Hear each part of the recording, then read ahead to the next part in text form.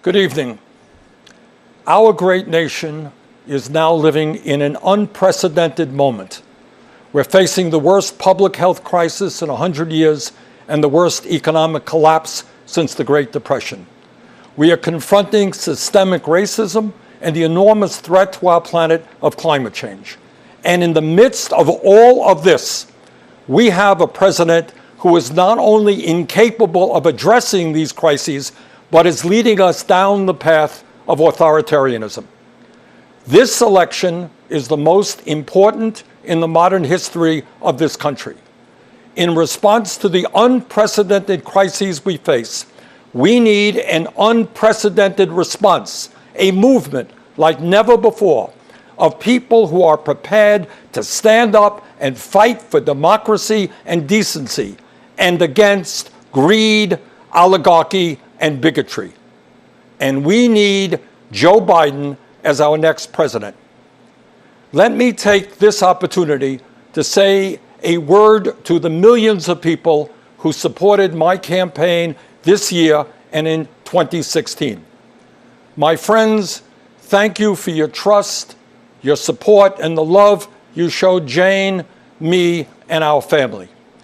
Together, we have moved this country in a bold new direction, showing that all of us, black and white, Latino, Native American, Asian American, gay and straight, native-born and immigrant, yearn for a nation based on the principles of justice, love, and compassion. Our campaign ended several months ago, but our movement continues and is getting stronger every day. Many of the ideas we fought for that just a few years ago were considered radical are now mainstream. But let us be clear, if Donald Trump is reelected, all the progress we have made will be in jeopardy. At its most basic, this election is about preserving our democracy. During this president's term, the unthinkable has become normal.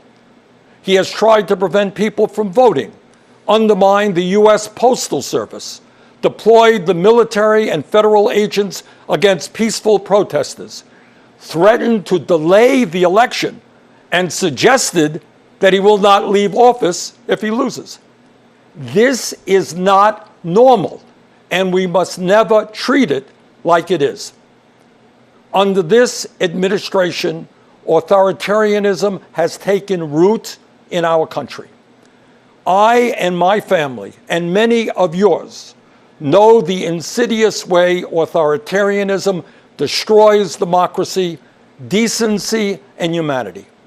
As long as I am here, I will work with progressives, with moderates, and yes, with conservatives to preserve this nation from a threat that so many of our heroes fought and died to defeat. This president is not just a threat to our democracy, but by rejecting science, he has put our lives and health in jeopardy. Trump has attacked doctors and scientists trying to protect us from the pandemic, while refusing to take strong action to produce the masks, gowns, and gloves our healthcare workers desperately need. Nero fiddled while Rome burned. Trump golfs. His actions fanned this pandemic, resulting in over 170,000 deaths and a nation still unprepared to protect its people. Furthermore, Trump's negligence has exacerbated the economic crisis we are now experiencing. Since this pandemic began, over 30 million people have lost their jobs, and many have lost their health insurance. Millions of working families are wondering how they will feed their kids, and they're worried that they will be evicted from their homes. And how has Trump responded?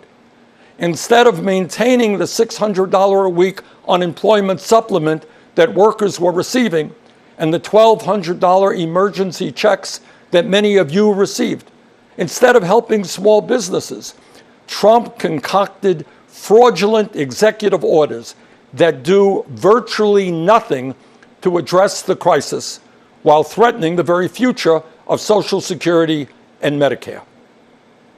But the truth is that even before Trump's negligent response to this pandemic, too many hardworking families have been caught on an economic treadmill with no hope of ever getting ahead. Together, we must build a nation that is more equitable, more compassionate, and more inclusive. I know that Joe Biden will begin that fight on day one. Let me offer you just a few examples of how Joe will move us forward. Joe supports raising the minimum wage to $15 an hour. This will give 40 million workers a pay raise and push the wage scale up for everyone else. Joe will also make it easier for workers to join unions, create 12 weeks of paid family leave, fund universal pre-K for 3- and 4-year-olds, and make child care affordable for millions of families.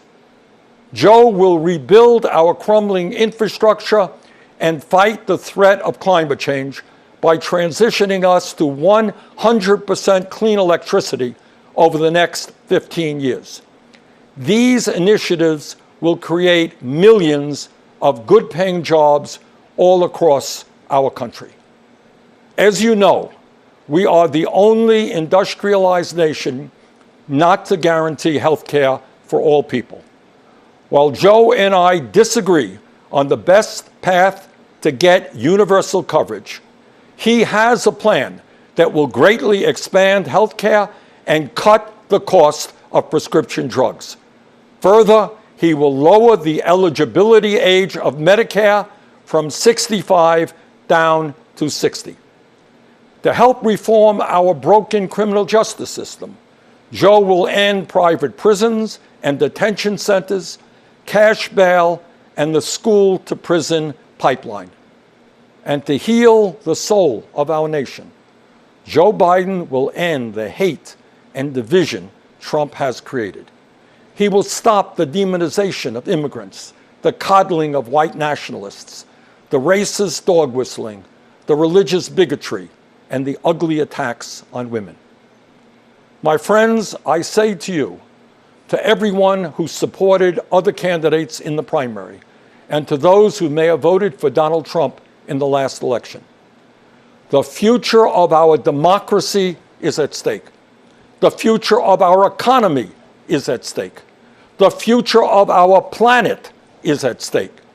We must come together, defeat Donald Trump, and elect Joe Biden and Kamala Harris as our next president and vice president. My friends, the price of failure is just too great to imagine. Thank you.